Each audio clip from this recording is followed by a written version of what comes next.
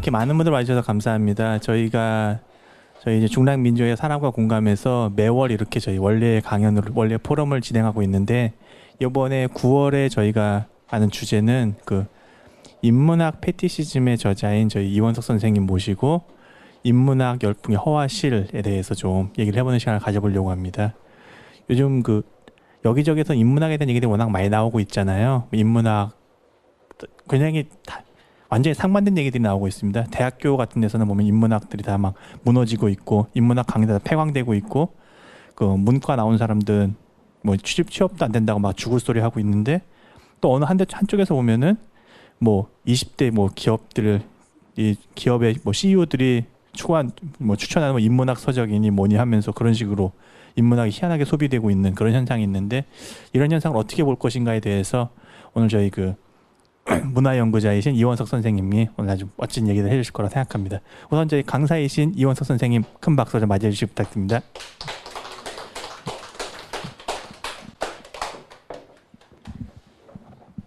예, 안녕하세요. 이원석입니다. 예, 이거 없어도 되지 않을까요? 아, 예.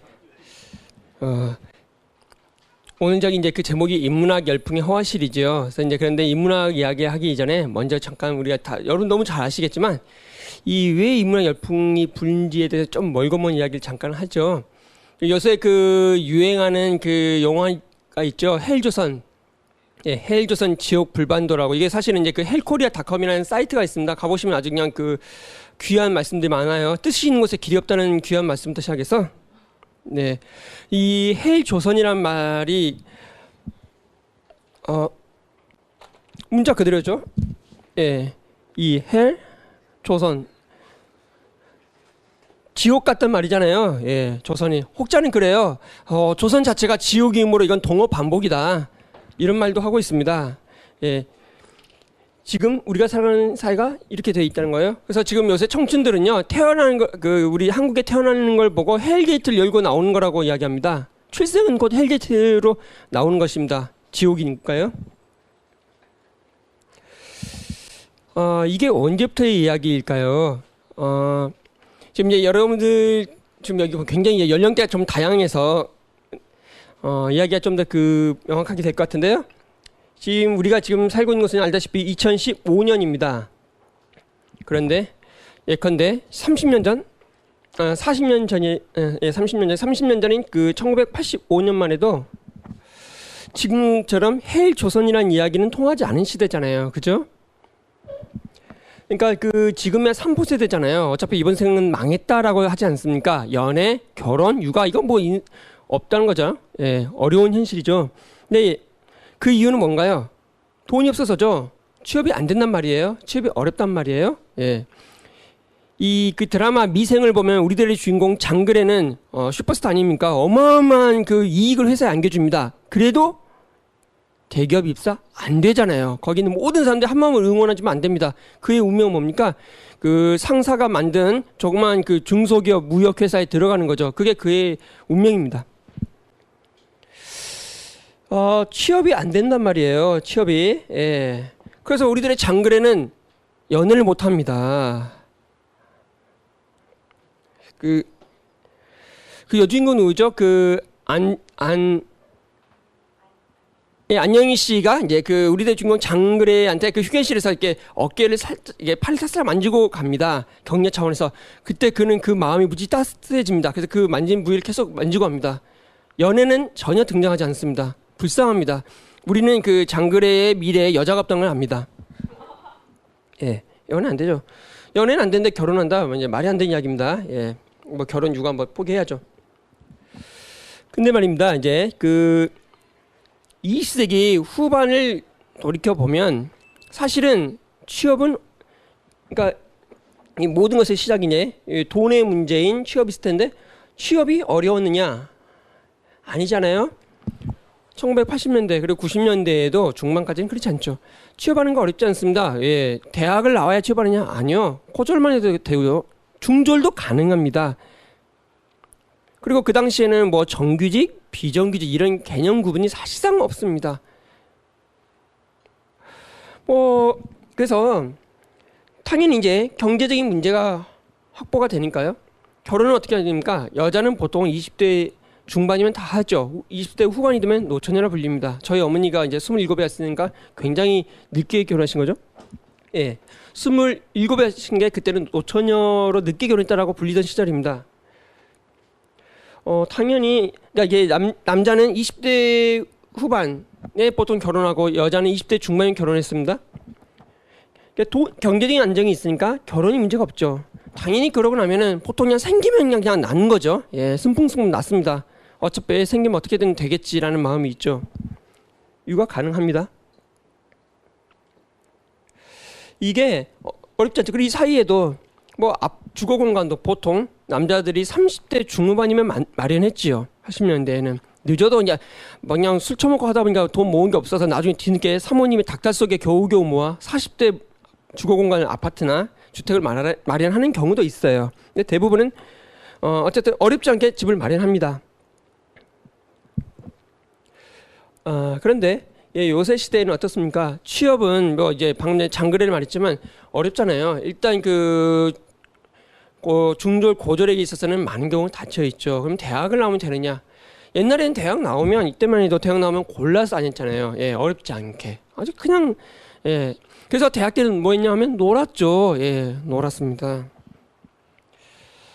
저희 사촌 형님들 봐도 한참 참 잉여력 충만한 삶을 살았어요. 맨날 연극이나 하네 뭐 하네.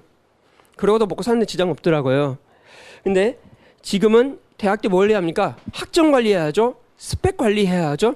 지금 동아리는요 대부분 어떤 동아리를 합니까? 스펙 관리 관해서 공모전을 준비하기 위한 동아리를 합니다. 예컨대 광고 같은 거 이걸 준비해서 동영상이나 이게 UCC 이런 걸 만들어서 던지는 거죠. 왜? 나의 취업에 한 줄이라도 경력을 더 제시할 수 있도록 하기 위해서입니다. 1년 정도 외국 갔다 와주는 건 교양이죠. 이 취업 이전에 어마어마한 준비를 해야 돼요. 이것도 부족해서 요새는 스토리가 스펙을 이긴다고 하면서 이제 자소서에다 영혼을 불어넣잖아요. 자기 소개서에다가 혼을 불어넣습니다. 그거 안 되면 이제 돈 주고 이제 사는 거죠. 자, 이런 상황일 때 말이에요.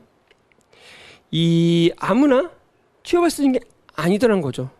그래서 오죽하면 그런 말이 나오지 않습니까? 영혼이라도 팔아 취업하고 싶다라고 강주만 선생님의 책이 나오죠. 그냥 어느 학생이 했던 이야기입니다. 자, 이런 상황에서요. 이 상당수는 어떻게 됩니까? 예, 좌절하죠. 잉여가 되는 겁니다. 예, 찍기가 되는 것이죠. 혹자는 여기에서 이제 일베들이 나온다고도 주장하죠. 예. 일베 사회에 대한 불만을 갖고 있는 여성 혐오니 무슨 호남 혐오니 혐오에 똘똘 뭉쳐 있는 집단이 나온다 이렇게 보기도 합니다. 예. 또 일부는 이제 취업을 하죠. 예. 취업에 성공합니다. 근데 취업에 성공해도 성공하지 않은 사람들이 잉여의 자리에 처하는데 이 취업에 성공한 사람들은 그만한 노력을 해서 들어갔지만 그 결과 뭘 얻습니까? 만성 질환으로 피로를 달고 살잖아요. 그래서 우리 사회는 이 취업을 한 사람들은 피로 사회고 취업에 실패한 사람들은 잉여 사회를 살아가게 되죠. 자, 이런 상황에서 잉여 사회와 피로 사회 이 양극단 청춘들은 나뉩니다. 그래서 이제 이거는 동시에 양극화 사회인 거죠.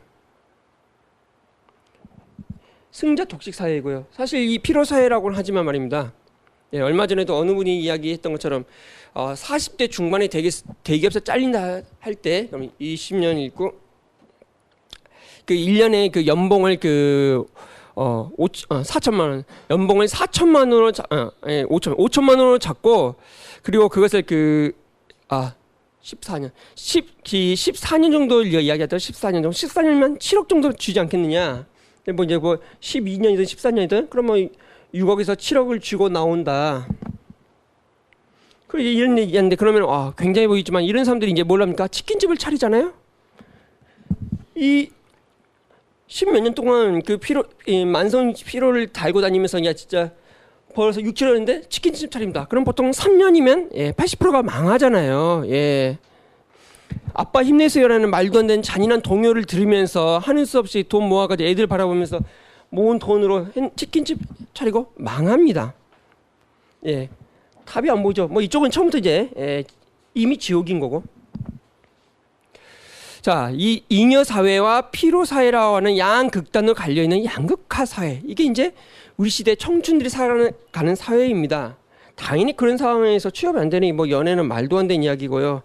예, 연애를 해도 결혼까지 하는 것도 어렵습니다. 결혼한 다음에 육아. 제 주변에 이제 그 선배 후배 그리고 이제 친구들 중에 결혼해서 애를 낳지 않기로 결심한 사람들이 많습니다.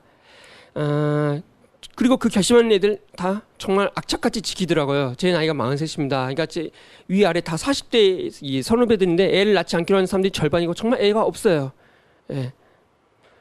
자식들한테 지옥을 물려주고 싶지 않다는 거죠. 어차피 애들한테 물려줄 것이 황금수저나 금수저나 은수저가 아닌 바에야.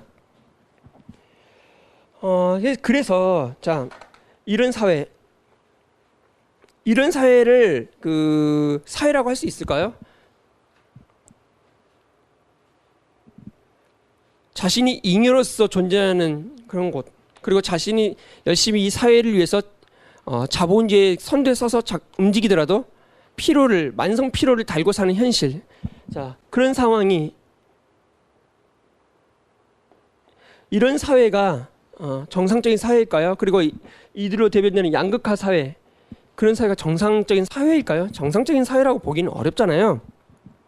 이 사회가 정상적으로 작동하지 않을 때 그 문제를 사회가 해결하지 않고 지금 현재 어떻게 합니까? 개인들에게 떠넘기잖아요. 개인들에게. 이 개인들이 이 사회를 지탱하는 몫을 떠넘기는 걸 그 자원에서 그걸 받아들이게 하는 방식이 이제 자기 개발이에요.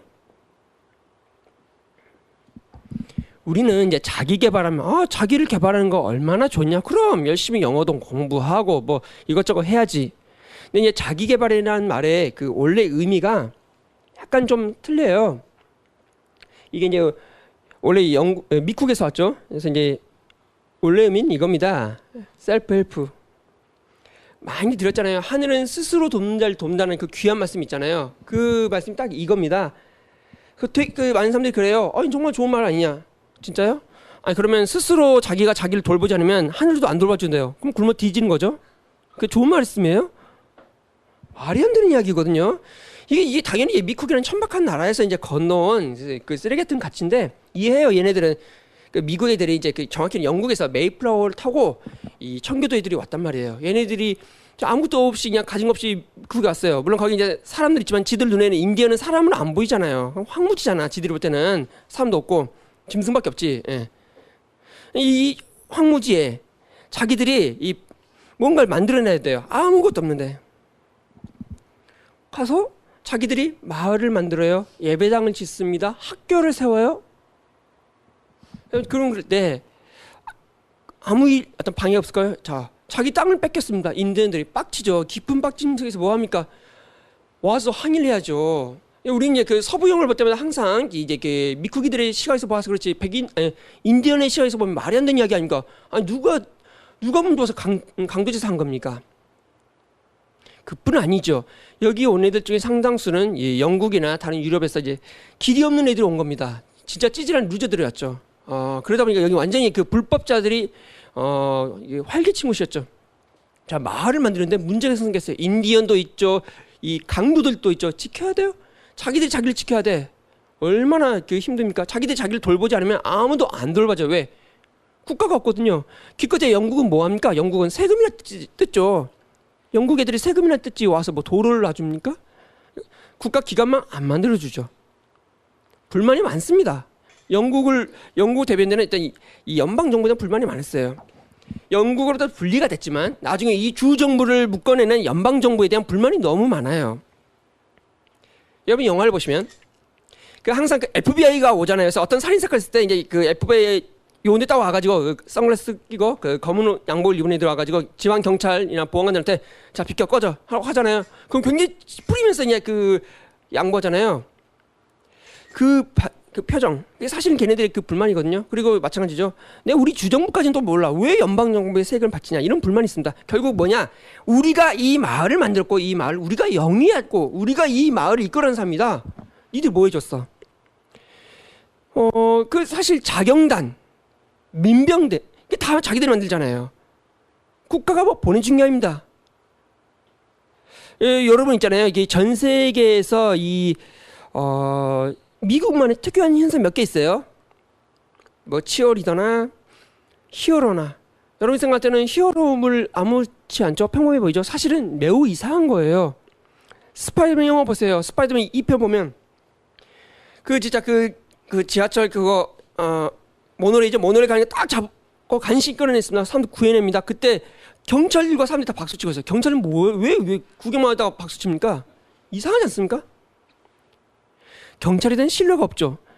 뭐냐면 히어로는 사실은 우리 시대의 민병단이고 우리 시대의 자경단입니다. 바로 이 히어로라는 장르는 이 미국 애들이 갖고 있는 자기가 스스로 자기를 돌봐야 한다는, 어차피 우리 아무도 안 돌봐줘 라는 그런 그 신념을 대변하고 있습니다. 이런 관점, 우리가 우리를 스스로 돌봐야 한다, 우리가 우리를 지켜야 한다, 어차피 아무도 안 지켜주므로, 이런 관점이 지금 우리 사회 이 기반 그 인프라가 무너져 버린 이 상황에서 세계화라는 아름다운 미명하에 이제 보급이 됩니다. 언제부터일까요? 여러분 다 아는 이야기, 이제 넘친번 얘기, IMF 이후죠. 물론 이건 뭐 수많은 너무나 많은 이야기를 해서 뻔한 이야기죠. 예. IMF로 대변되는 미국 중심의 신자유주의적인 그 국가 관리 체제가 도입이 될 때 그 안에서 수많은 가치관이 변개되죠. 그중 하나가 바로 이 스스로 돌봐야. 그러면 국가의 기관망은요? 그거 다 팔아먹죠. 좀 그 이전 정권도 그렇고 지금 정권도 그렇고 뭐 합니까? 다 팔아먹잖아요. 예. 지금 그 공항도 팔아먹으려 안달이 났고, 예. 지하철도 어떻게든 그냥 팔아먹으려 안달이 났잖아요. 경쟁이 가장 그 효율적인 가치를 창출한다는 미명하에, 자 이럴 때 이거를 적극적으로 받아들이게 하려면 이 미국식의 가치관, 셀프 헬프, 내가 나를 돌보지 않으면 아무도 나를 돌보지 않아 라고 하는 이제 이데올로기를 적극 도입하게 됩니다. 이와 같은 상황이 이 지금 헬 조선을 살아가는 친구들의 처지입니다. 물론 여기에 이 과정이 중간에 약간의 매개가 있어요. 이 IMF 즈음만 해도 이 자기 개발이 전통적 유형의 자기 개발이 먹혔어요.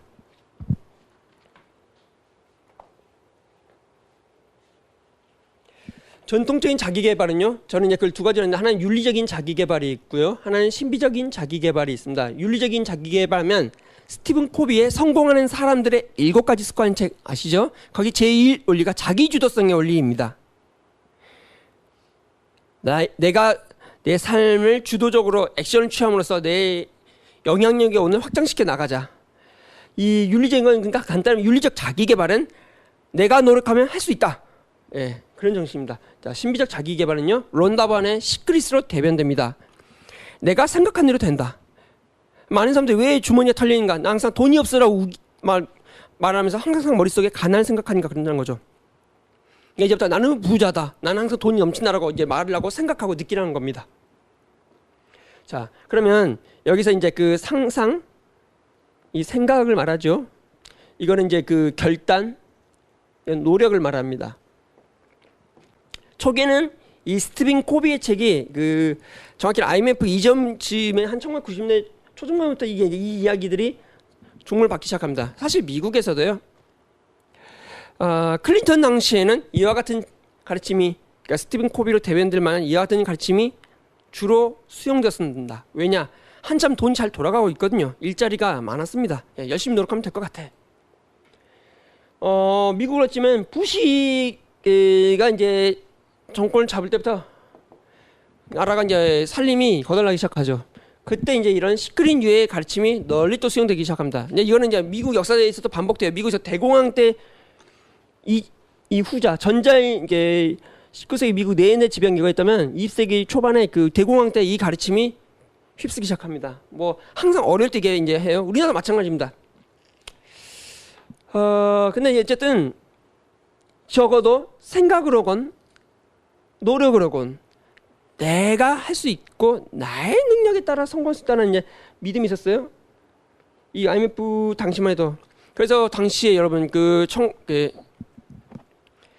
당시에 무슨 책이 나왔습니까? 그 부자 아빠, 가난한 아빠는 참 귀한 책이 나와요. 거기서 이제 주인공의 아빠는 그 가난한 하와이의 저기 뭡니까? 교장 선생님이에요. 돈 없어요. 근데 친구의 아빠는 부자 아빠입니다. 그래서 그는 자기 아빠가 아닌 부자 친구의 아빠를 참 존경하고 좋아하고 멘토로 보시죠.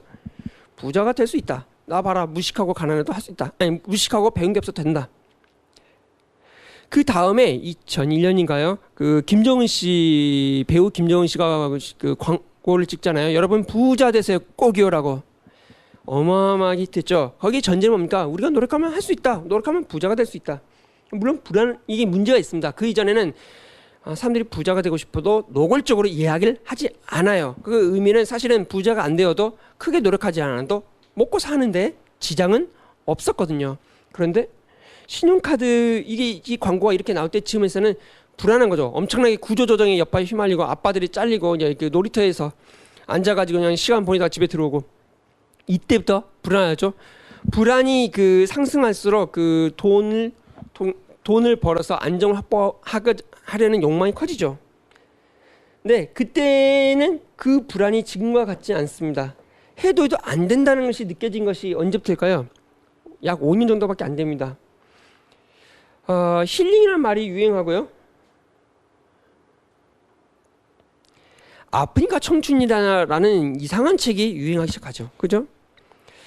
이 책이 아니 생각해보세요. 여기도 좀 그 다 귀한 자제분들인데 아니 아프니까 우리 자식이 아프니까 청춘이라고 이게 무슨 말도 안 되는 소리입니까? 청춘은 아파도 된단 말이에요? 다 누군가 여기 청춘들은 다 남의 귀한 자식들인데도 불구하고 열정 노동이라는 둥 뭐라는 둥 하면서 막 굴리지 않습니까? 그러면서 힐링을 이야기합니다. 그 책 얼마나 잘 팔렸는지 그 작가 김난도 교수가 책을 또 내죠. 1000번을 흔들려야 어른이 된다. 아 빡쳤어요. 아 이분이 1000번은 좀 더 흔들려야 어른이 되시겠구나. 아직도 이딴 소리나 하고 있고 굉장히 말도 안 되는 거죠. 이 이른바 힐링 파리를 하고 있어요. 점점 이제 이때 2000년대도 10여 년이 지나고 정말 2010년 즈음이 될 때부터 이제 뭔가 이상한 거예요. 이렇게 해도 안 되는 것도 알겠는데 그러면 최소한 이렇게 하면 되지 않느냐? 안 되는 거죠. 예. 열심히 노력해도 안 돼. 그럼 열심히 상상이라도 하는데 날마다 꿈꾸는 다락방 이성이 저는 포스터에다가 막 그 좋아하는 거 사진이나 그림 그 슬로건 그 붙여놓고서 날마다 하루에 30분씩 막 생각하고 꿈을 꾸면 될 줄 알았는데 안 돼요. 그 책을 쓴 이지성만 부자가 돼요? 망한 거죠. 청년들이 그제서야 이제 이렇게 앞부싸하면서 이제 힐링을 이야기하죠. 예. 그리고 또 이때 이 인간들이 업종 전환하죠. 힐링파리가 돈이 되는구나. 저는 그걸 이제 그 심리적인 자기개발이라고 부르는데 이게 일종의 변종이죠. 심리적 자기개발. 청춘들 아프잖아요. 핥아줍니다. 예, 좋아하는 거죠.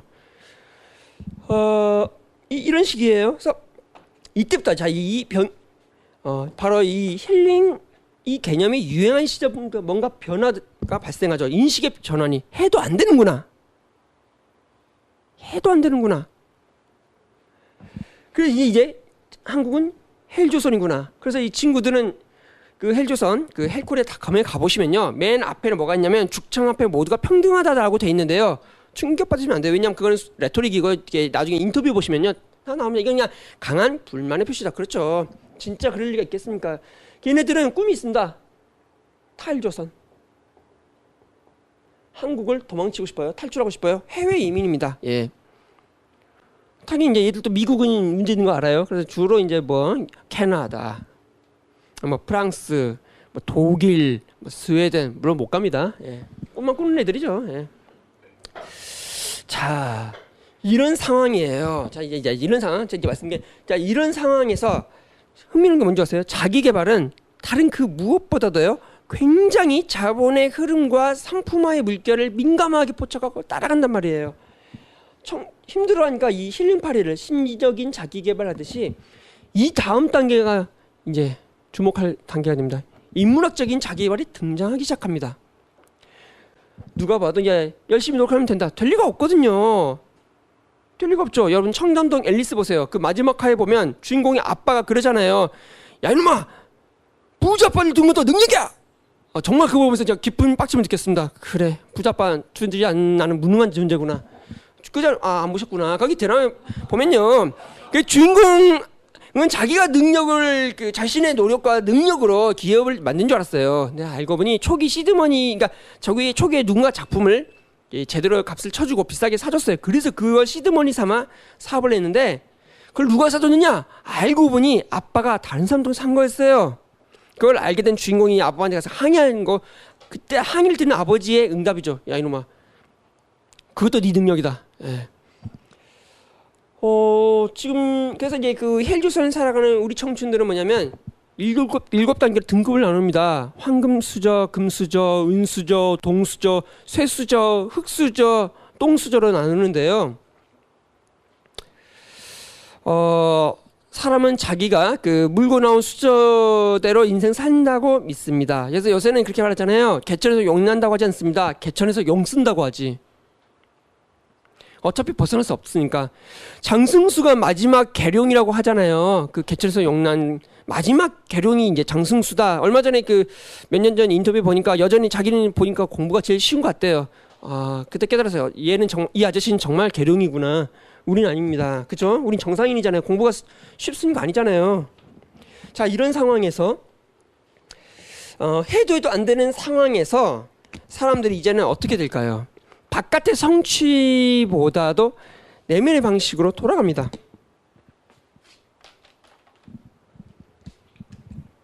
야, 이런 그 흐름 다음이 제가 말씀드린 이게 인문학을 활용한 자기 개발의 방식입니다. 자, 아까 말씀드렸던 이지성 씨, 꿈꾸는 다락방의 저자, 여자라면 힐러리처럼의 저자. 누구나 다 이 사람 책 하나씩 읽었을 거예요. 근데 이 사람이 그 다음에 낸 책이 있습니다. 리딩으로 리드하라. 들어보셨나요? 여기 있는 분들 역시 그 교양이 넘치시는 분이어서 그런 어떤 쓰레기 같은 책 안 읽으시는구나. 예, 훌륭합니다. 멋있어요, 여러분. 이 책은요, 이렇습니다. 이 인류 역사에 있는 고전들은요, 천재가 쓴 책이다. 따라서 고전을 열심히 읽으면 우리의 뇌가 천재의 뇌로 변한다. 따라서 성공하게 된다. 세계를 지배한 엘리트들의 은밀한 교육의 비결은 고전의 교육에 있다라고 말을 합니다. 말도 안 되는 소리죠. 예. 말도 안 되는 소리예요. 중세 시대의 그 왕들은 대부분 자기 이름도 잘 쌓이 못했습니다. 많은 왕들은 무식했어요. 교양은 이제 가난한 청빈을 서약한 수도사들이 유지하죠. 돈과 권력은 귀족과 왕들에게 있고요. 우리나라에서도 부자들은 누구죠? 그냥 강북으로 올라가지 않고 강남에다 땅 산 분들이거나 강남에 계속 있던 분들이죠. 엄청난 지식과 교양이 된, 돈 버는 비결이 된 게 아니었습니다. 그런데 이지성은 분명히 처음에는 꿈꾸는 다락방을 통해 너의 생각대로 된다. 따라서 너의 마음을 무엇으로 채우느냐가 성공을 가르친다라고 말하는 사람이 이제 인문학을 이야기한단 말이죠. 이 책 몇십만 부 팔렸죠. 예. 그리고 그뿐 아니죠. 이거 하고 나서 자기가 그 독서 모임 몇 개 했는데 그 중에 거기 온 그 어느 철없는 아가씨를 데리고 결혼을 하죠. 14살 차이 나는데, 예, 그 당구 선수입니다만 평생 한 번도 남자를 만난 적이 없대요. 근데 그만 이지성의 마수에 넘어갑니다. 그래서 어쨌든 이지성이 인생이 실패한 건 아니다라고들 해요. 예. 근데 어쨌든 중요한 건 그 전제는 인문학파리입니다. 그런데 제가 이제 이걸 왜 이야기하느냐. 자, 아까 이걸 좀 다시 볼게요. 자, 윤리학 그거 있잖아요. 자, 스티븐 코비가 쓴 걸로 대변되는 노력하면 성공한다. 이걸 주로 소비하는 사람들은 성별을 보면 누구일 것 같아요? 남자겠죠? 뭔가 근육 울퉁불퉁 느껴지잖아요. 그럼 이제 보통 중년들입니다. 자, 이 심리적 자기개발은 성별로 보면 누구일까요? 당연히 여자들입니다. 이건 제가 그냥 말하는 게 아니고요. 두 가지가 있습니다. 첫째, 온라인 서점에 그 구매자들의 성별 연령대 다 나오고요. 그 다음에 각 책별로 커뮤니티를 조사하면 다 나옵니다. 여자고요. 20대가 압도적으로 많습니다. 의미는 뭘까요? 여성들이 우리 한국 사회에서 불리하다는 이야기죠. 예, 유리천장이 있다는 이야기입니다. 두 번째, 청춘들이 우리 사회에서 어렵다는 것이죠. 88만 세대는 어떤 겁니까? 예, 우리 사회의 그 갈등을 이 청춘들에게 과도한 짐을 씌움으로써 해결하죠. 예. 자, 근데 이 지점에서요. 이걸 소비하던 20대들 여성들 상당수가 여기로 갑니다. 리딩으로 리드하라 조사해보면 20대 여성이 압도적으로 많습니다. 자, 그런데요. 여기라고 이쪽 장사꾼들이라고 그냥 가만히 있지 않습니다. 자, 공병호 씨가요. 고전 강독이라는 책을 냈습니다. 세상에 1년 동안 연달아 4권을 냈는데요. 그 이전에 고전 읽지도 않은 사람이 갑자기 어느 날 고전 전도사가 되셨어요. 고대 히랍 고전을. 그래서 공병호의 고전 강독을 냅니다.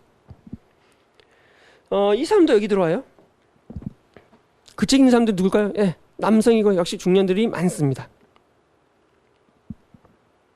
흥미롭게도 이쪽과 이쪽에 있는 많은 사람들이 지금 이쪽으로 유입이 되기 시작했어요. 인문학을 통한 자기개발인데 지금 기존의 이 윤리적인 자기개발과 신비적인 자기개발, 론다반의 시크릿이나 스티븐 코비의 성공하는 사람들의 7가지 습관, 이 독자층을 흡수하기 시작합니다. 인문학이. 물론 이제 공병호 씨의 고전 강독을 보면 자신이 갖고 있는 신자유적인 가치관을 기묘하게 히랍 고전에다 막 집어넣습니다. 예. 그러니까 똑같은 그 인문학 이야기도 소비가 다르죠. 그래서요. 실제로는 그 용도도 이제 달라집니다.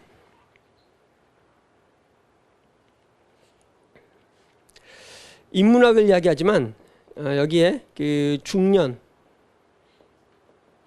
청년이 달라집니다. 청년들은 여전히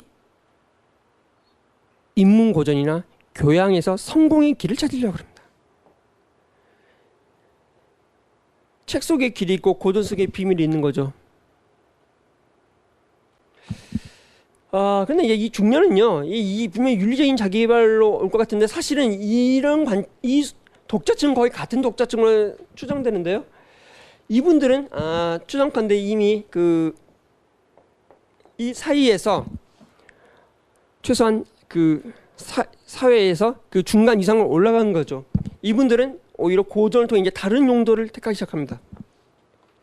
자, 중년에서의 인문학은 어떤 걸까요? 여러분의 생각 아까도 이제 말씀하셨던 저기 대학에 보면 고위 지도자 과정이 있습니다. 이 고위 지도자 과정이 되게 돈을 많이 버는 그 대학의 짭짤한 수의고인이에요. 근데 여기에서 인문고전을 강조합니다. 인문교양을 강조해요. 특히 두 학교가 주목됩니다. 하나가 서울대고 하나가 중앙대입니다. 이 중앙대 어떤 대학이냐면요. 이 중앙대학은 두산그룹이 인수했고요. 여기에 이제 그 오너가 서울대학교 경영학과 출신인가 그랬는데 학생들이 기업이 원하는 인재가 되는다 하면서 교양 필수로 회계 수업을 배웁니다. 예, 앞에 지금 여기 이제 그 중앙대 학생도 있죠. 예, 되도 않는 그 회계를 모두가 강제로 배우고 있습니다. 인문학을 강조하지 않는 거죠. 그런데 오히려 기업인들한테는 고위 지도자 과정에 오신 분들에게는 인문 교양을 강조하고 인문 고전을 읽힙니다. 기이하죠? 이분들한테는 일종의 액세서리인 거예요. 액세서리, 장식. 사실은 아무거나 다 지금 인문학 붙이고 있어요. 그 공단 같은 데 가보면요. 무슨 뭐 관상도 인문학이라고 우기고 있고요. 뭐 패션과 그 인문학 말도 안 되는 소리 하고 있어요. 예, 전혀 아닌데 다 인문학이래요. 그래놓고 이제 그 사장님들한테 사장님 이런 그 멋있죠. 사장님에게는 역시 이런 그 인문학이 멋져요. 하면서 이제 권하고 있는 상황입니다. 그 출판기에서 다 아는 이야기가 있습니다. 여러분 그거 보면요. 그 논술 시장이 열리고 나서 그 수많은 고전 요약책이 나왔습니다. 근데 그 고전 요약책을 제일 많이 보는 사람은 청소년 못지않게 중년 아저씨입니다. 더 정확히 말하면 아마도 사장님들일 걸로 추정합니다. 왜 중년 아저씨들이냐? 고전 읽고 훈련이 됐겠습니까? 그동안 돈 버느라고 힘들었는데. 예, 청년들은 아프니까 청춘이지만 이분들은 바쁘게 사느라 힘들었을 거예요. 그래서 이해할 능력이 없습니다. 그럴 때 고전 요약집, 해제집 읽습니다. 그리고 뭐 합니까? 예, 폼을 잡지요. 예.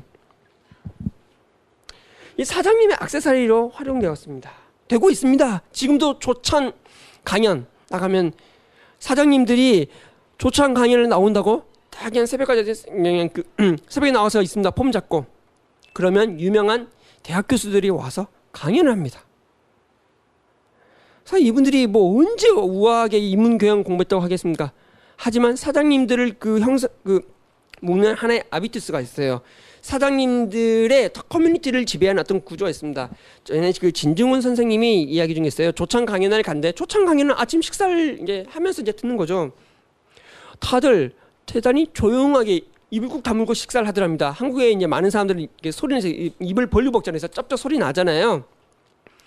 근데 여기 있는 분들이 다 입을 다물고 조용히 먹자합니다. 언제부터 이분들이 있을까요? 예, 이분들이 사장님이 되고 나서 이제 갑자기 없던 우아함과 격조를 따지기 시작한 겁니다.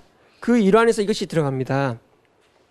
근데 이제 청년들은 그와 같은 것이 아니죠. 방금 말씀한 것처럼 성공을 위한 것입니다. 그런데 이 사이에 또 다른 세대가 있죠. 예.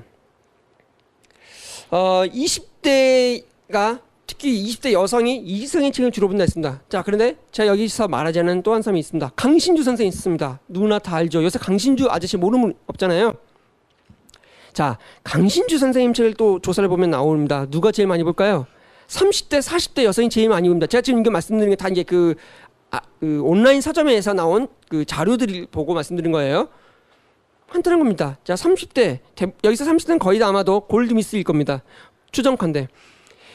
보통 이 나이대면 결혼했으면 아직은 아이 육아에 묶여 있기 때문에 인문학에 집중하기 어렵습니다. 거의 이 경우는 골드미스고 자아실현을 하게 되는 것이죠. 예. 이 자아실현의 일환으로 가게 되고 40대 이때는 이제 보통 정말 이제 그 아이들을 보통 이제 더 이상 중학교 이상 아이를 이제 그 공립교육 시스템과 이제 사교육 학원 시스템에 맡기게 됩니다. 그때부터 엄마들에게 약간의 시간이 납니다. 자, 이 어머니들 뭐 할까요? 그때부터 공주가 되십니다. 공부하는 주부가 되죠. 이 사이에서 이제 여성들 또 독특한 입지들이 있어요. 그러니까 인문학이라는 이 기묘한 언제부터 그렇게 사람들이 관심 있었는지 모르겠는데 갑자기 기존의 그 자기 개발을 수용하던 사람들 모두와 전혀 다른 수요까지 묶어버리기 시작합니다. 인문학이라는 하나로. 실은 물론 내용은 굉장히 다르단 말이에요. 아까도 말씀드린 것처럼 사장님들이 무슨 이 관상도 지금 인문학이라고 착각하는 말도 안 되는 판국이니 도대체 인문학이 뭔지 모르겠어요. 인문학을 이제 완전 텅 빈 기표죠. 아무거나 집어넣으면 되는 거예요. 이 청년들도 세상에 고전을 읽으면 성공한다. 이게 말이 됩니까? 무슨 그게 인문교양의 정신이겠습니까? 아무런 관련이 없죠. 그러나 지금 인문학 사실은 이 안에 뭘 집어넣어도 될 상황입니다.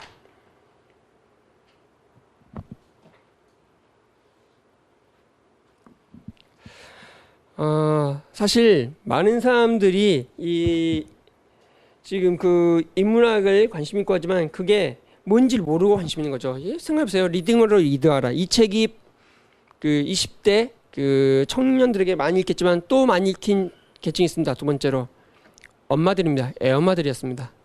애엄마들이 우리 아이 천재로 만들자. 예, 영재교육 프로그램의 일환으로 고정 강독을 시켰습니다. 강독이란 강제로 읽겠다는 이야기입니다. 여러분이 생각할 때는 이성 선생님 말이 맞겠지요. 정말 애가 똑똑해지겠죠. 어떻게 될 것 같아요?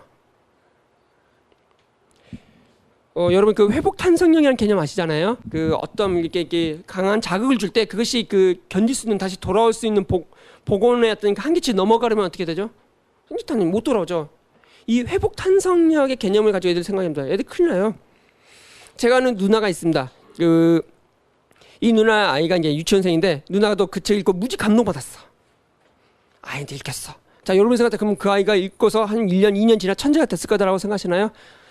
그날 거기 이제 누나하고 이야기하던 때는 신촌 카페에 있었는데 저와 누나 그 이야기할 때 옆에서 애가 퍼즐을 앉아가지고 그 카페 바닥에 앉아서 놀고 있더라고요. 누나가 미안해 하더라고요. 아이한테 못할 짓을 했다고.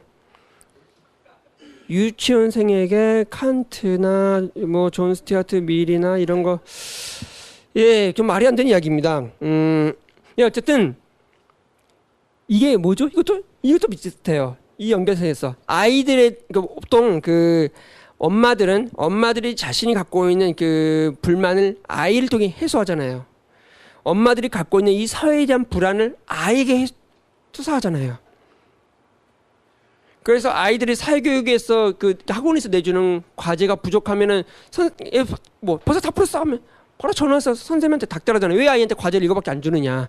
엄마는 아이가 계속 과제를 풀고 있어야 만족하잖아요. 인문고전도 지금 그런 맥락에서 악용이 되고 있습니다. 사실 따져보면 이게 이제 인문고전이 아니라 다른 뭐라 해도 상관없었을 거예요. 예. 아무거나 해도 어차피 다른 말로 해도 거기에 또다시 똑같이 계속 들어가지 않았을까요? 그게 현재의 상황입니다. 그러면 인문학이라고 하는 것이 갖고 있는 그럴듯한 포장지일 뿐이죠. 그 안에 모든 욕망은 기존의 어떤 자기개발 소비자들, 중년의 사장님들, 그리고 아이를 키우신 어머님들, 그리고 청춘들 모두의 욕망과 불안과 그리고 어떤 그 외의 어떤 그 해소되지 않은 어떤 부정적인 모든 정념들이 다 여기에 좀 투사되고 있는 상황입니다.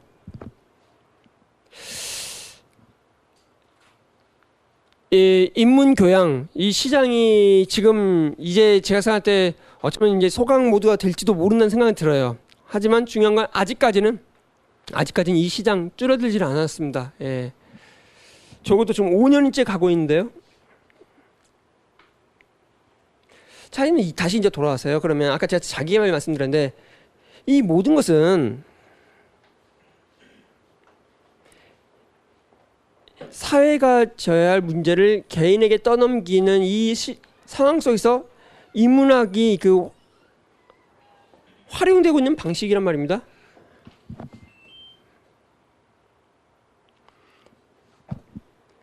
그래서 지금 이 인문학이 활용되는 건 어느 뭐로 봐도 잘못된 거지요.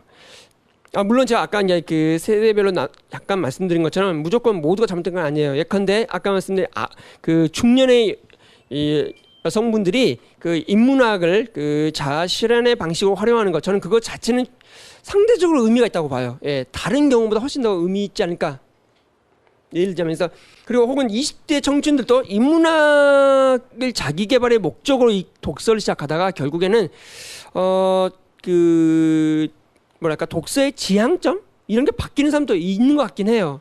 정말 시작은 뭐가 됐든 간에 정말 뭐로가 더 서울만 가면 된다고 정말 다행히도 진짜 소 뒷꿈질 치듯이 뭔가 좀 잘 방향 바로 잡게 된 사람들이 있긴 해요. 근데 그것은 일반적이거나 보편적인 이야기는 아닙니다. 여전히 이 개인의 카테고리를 지금 벗어나지 못하고 있습니다. 인문학을 공부하는 상황이. 근데 말입니다. 시간이 자, 인문학을 공부하는 게 원래 그런 의미일까요? 원래 인문학은 그런 게 아닙니다. 인문학은 이 개인과 사회의 관계에서 기량 관계를 가져오는 게 원래 인문학이거든요. 절대로 이 인문학은 만만한 것도 아니고요. 진짜 인문학 공부하면 망하죠. 예, 인문학을 공부한다는 건 망하는 길입니다. 제가 참 그 좋아하는 사람 중에 하나가요. 헬레니즘의 아키타입과 같은 존재인 소크라테스, 그리고 헤브라이즘의 어떤 그 총화 같은 존재인 예수가 있습니다. 자, 원래 우리가 알고 있는 인문하면 사실 헬레니즘, 고대 히랍이죠. 원래 인문학은 그 고대 히랍의 소도시 이 폴리스라는 도시에서 시민권을 가지고 자신의 어떤 그 의결권을 행사하기 위해서 먼저 받아야 할 교회 그 프로그램의 일환이죠. 인문 교양을 획득함으로써 너는 훌륭한 시민이구나. 너는 이제 이 아고라에 와서 너의 의견을 행사하고 남의 의견에 동의하든 반박하든 이걸 통해서 이 정치적인 자유를 행사할 이유가 충분하다 라고 하죠. 근데 그 모든 것에 우리는 소크라테스를 두게 됩니다. 소크라테스의 제자가 플라톤의 제자가 아리스토텔레스죠. 자, 이 소크라테스 말입니다. 그 인문학의 그 정수를 보여주는데 그가 생각할 때 자신은 등에 쇠파리와 같은 존재였습니다. 소한테 달라붙어서 소를 귀찮게 하는 쇠파리 같은 존재로 봤어요. 등에로. 폴리스의 등에. 그는 폴리스 이 도시 안에 있는 모든 엘리트들 지식인들 찾아다니면서 정치가들을 찾아다니면서 물었습니다. 네가 갖고 있는 핵심이 뭐냐? 너는 무엇을 주장하냐? 그 주장을 왜 하느냐? 논거는 뭐냐? 묻습니다. 계속 질문한다. 나중에 어떻게 될까요? 바닥나죠. 바닥나면 어떻게 됩니까? 빡치죠. 빡치면 어떻게 됩니까? 죽이고 싶잖아요. 죽입니다. 소크라테스의 변명이라는 책이 있습니다. 되게 얇고 쉬운 책인데요. 거기에 보면 이게 별명이라는 말이 아주 틀린데 이제 변론이라는 말이 더 정확해요. 근데 보통 별명을 변명하지만 이게 자, 그 배심원들 앞에서 자기를 변론합니다. 근데 왜 변론하냐? 청년들을 미혹하는 우상숭배자라는 미명하에 이제 불려가요. 네, 사실은 이걸 통해서 그를 흠집 내려는 게 지배자들의 의도였습니다. 흠집을 내서 그가 도망치게 만들거나 아니면 그냥 죄를 자인하고 풀려나가나. 죄를 자인하면 벌금을 내고 풀려날 수 있었고 아니면 사실 죽일 의도 없었어요. 그래서 이미 그러면 아마도 그냥 은근히 도망치겠지. 친구도 이미 이야기를 다 해놨습니다. 야, 뇌물 미겨놨어. 그러니 도망쳐. 이런 식인 거죠. 네. 처음부터 그를 죽이려는 의도가 아니었는데 그는 변론할 때 읽어보면 너희들은 나를 받아들일 수 없을걸? 니들의 그 옹졸고 천박한 생각이 나를 이해할 수 있을 것 같니? 너희들은 나를 사형 판결 내려야만 해. 기껏해야 벌금형을 내리려는데 그런 식으로 몰아갑니다. 그러니까 이 극단적으로 아예 유보가 없어요. 몰아세웁니다. 이 배심원들한테 사형 판결 내립니다. 진짜로. 그리고 아까 말씀드린 것처럼 그러나 이제 그럼에도 불구하고 진짜 얘가 정말 죽겠냐 설마라고 생각했습니다. 도망칠 줄 알았죠. 친구들은 이미 손을 썼으니까 그 밤에 도망치리라 생각했습니다. 웬걸 안 도망치죠. 오히려 내가 도망치면 내가 주장한 게 거짓이 되기 때문에 내가 말한 것을 위해서 목숨 걸지 않냐. 그걸 보고 이제 그 파레지아라고 하는데 자신의 그 말한 바를 위해서 목숨을 용기를 내는 것을 보고 정말 그런 파레지아의 정수를 보여줍니다. 어마어마한 용기를. 기껏해야 닭 한 마리 그 빚진 게 있는데 그나 갚아줘. 그런 말만 쿨하게 남기고 이제 사약을 먹고 죽죠. 그는 그 서구에 있어서 히랍에 있어서 인문학이라는 정신이 뭔지 보여줍니다. 한 개인의 자아를 바로 세운다는 것은 그 개인이 자리하는 그 사회, 그 공동체 전체와 맞짱 뜨는 거예요. 이와 같은 관점은 서구 역사를 쭉 관통합니다. 여러분이 그 교양 소설 독일의 이 빌둥스로만 이 교양 소설이라고 하죠. 이제 그 뭐 헤르만 헤세의 지와 사랑이니 뭐 나르치스 운트 골드문트 있잖아요. 뭐 아니면 뭐 괴테 하여튼 뭐 많은 이제 소설들이 보면 한 사람이 주인공이 이 인문 교양을 가지고 성장해가는 과정이 있을 텐데 그게 어떤 과정일까요? 그 과정은 그 주인공이 나고 자란 그 공동체와의 갈등을 어떻게 해소하느냐로 드러납니다. 어떤 경우는 죽습니다. 독일의 사람 막스밀리아는 죽어요. 자살하죠.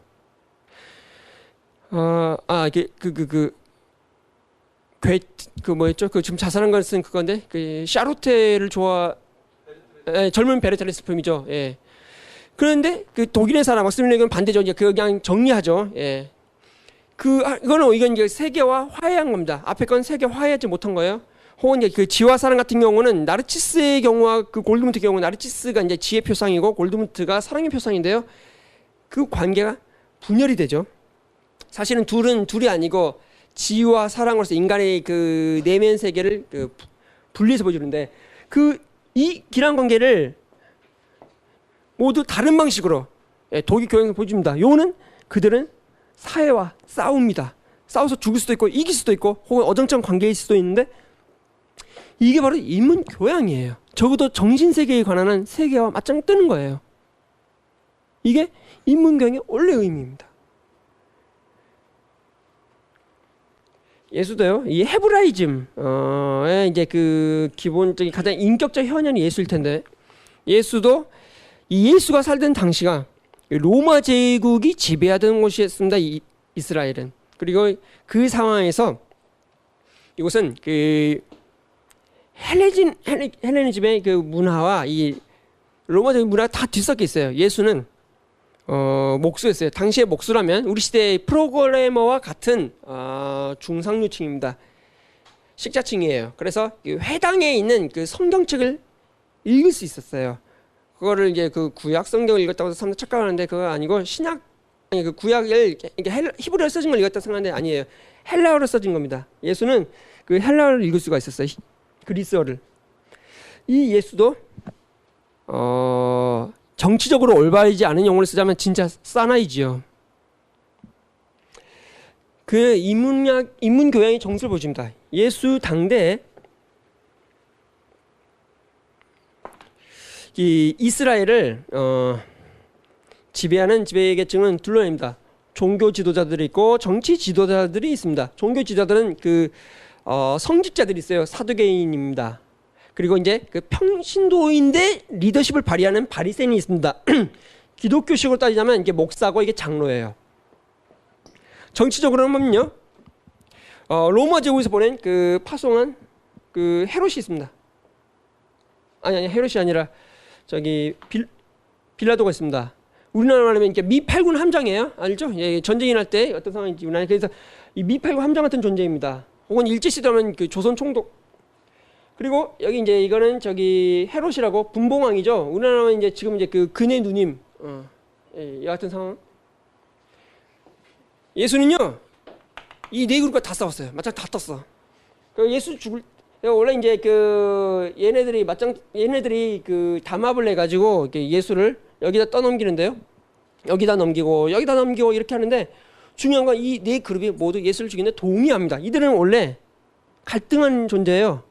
얘네들도 갈등합니다. 다 동의했어요. 예수 죽이자. 왜? 그들이 볼 때 예수라는 존재는 너무나 위험한 존재였어요. 뭐 이제 굳이 뭐 점점 말하면 당시 이제 얘기하면 그 무장 공기의 그 선제설 같은 위험을 느꼈을 텐데 어쨌든 예수는 존재는 그렇게 맞짱 뜰 수 있는 존재였습니다. 그리고 그 전제는 사람들이 예수는 예수 무식한 농부겠지. 전혀 아니고요. 예수도 당대에는 배울 만큼 배웠던 사람이죠. 그러니까 인문계열 공부한다는 건 이 사회 안에서 자기 자리를 안착하기 위해서, 예컨대 뭐 대기업에 들어가기 위해서 아니면 공기업에 입사하기 위해서 그 필요한 적절한 그 툴, 도구 그런 게 아닙니다. 이 사회에 그 균열을 내기 위해서 배우는 게 원래 인문학이에요. 아까 제가 폴리스를 말씀드렸는데요. 이 폴리스라는 곳에서 사실 이제 대부분 여성들이야 뭐 이제 배제된 존재고 남성 중에서도 노예가 여성은 배제하고 남성 중에서 노예는 배제하고 이제 일군의 이제 시민들이 있을 텐데 이것 자체는 물론 그 옳지 않은 구도일 테지만 어쨌든 이 시민은 폴리스에서 광장에서 토의를 하고 토의를 그 사안을 판단하고 거기에 대한 일정한 그 투표권을 행사한단 말입니다. 직접 민주주의입니다. 직접 민주주의. 이 폴리스에서 운행되는 모든 논의에 정확하게 나의 의견을 이 앞에 내세웁니다. 내 의견도 들어주세요가 아니에요. 폴리스 전체와 부딪히는 것이 원래 정신은 그렇다는 이야기예요. 정말 그렇게 다 잘했겠습니까? 근데 적어도 정신에 관한 한 바로 소크라테스가 보여준 것처럼 이 도시 전체와 국가 전체와 맞짱 뜨는. 그런데 지금의 인문학은 자기 개발의 일환입니다. 그러니까 인문학이 이렇게 해서 성공 혹은 성공보다는 요새는 생존이죠. 성공 혹은 생존을 위한 목적으로 활용되고 있는 상황인 것입니다. 원래 인문학 혹은 인문교양은 이와 같은 용도가 아닙니다. 저기서 보면 인문학이 특정한 목적을 가지고 활용이 되고 있습니다. 사장님에게는 액세서리가 됩니다. 청춘들에게는 취업을 포함한 성공의 도구가 됩니다. 그런데 원래 인문교양은 이 정확한 의미는 사실은 이 자유인의 기회죠.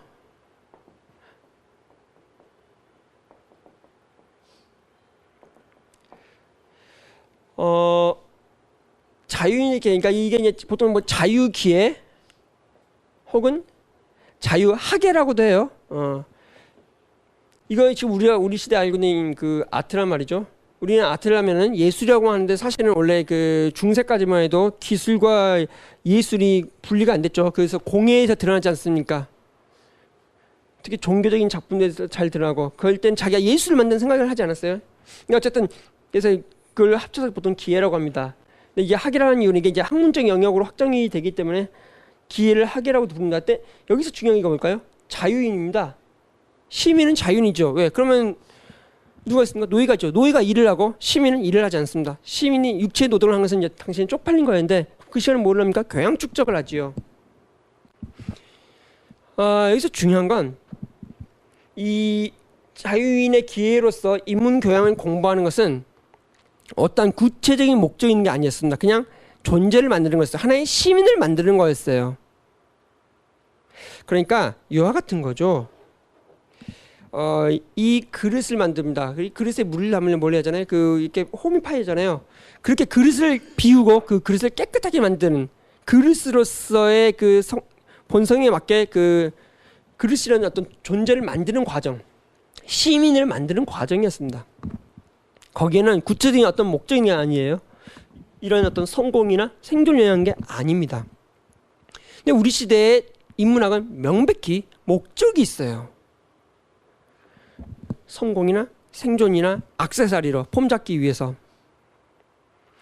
사실 지금 시점에서 인문학이 과연 인문학인가 많은 사람들이 의문을 품는 이유는 그것입니다. 인문학을 통해 뭘 얻겠다라는 처음부터 도구적인 용도를 가지고 인문학에 접근하는 모든 것, 그거는 의문의 대상이 됩니다. 적어도 인문학의 원래 정신은 안 맞아요.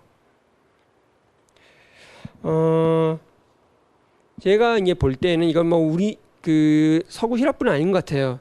동아시아에 있어서 우리에 있어서 물론 이제 과거라는 제도가 있고 과거를 통해 이름을 내고자 하는 목적은 있지만 그 이전에 정말 많은 선비들에 있어서는 공부는 그 자체가 우주의 질서의 조화를 이루게 하는 방식이었던 것 같아요. 제가 이제 그걸 가지고서 이제 공부란 무엇인가 해서 어느 정도 다루었고 지금 사실 한 내후년에 그걸 좀 더 이제 특히 동아시아 쪽을 좀 더 확장시켜서 다룰 생각입니다. 그때는 이제 몇 사람만 다루는데 좀 큰 그림을 가지고 이야기하려는데 우리가 알고 있는 유학이라는 것이 실제 유학의 질서는 다르다는 걸 제가 보여주고 싶은 거예요. 원래 유학은 진정한 의미에서 존재 수련의 방식이었다는 걸 이야기하고 싶어 하는데 그럴 때에는 성공은 중요하지 않은 거였습니다.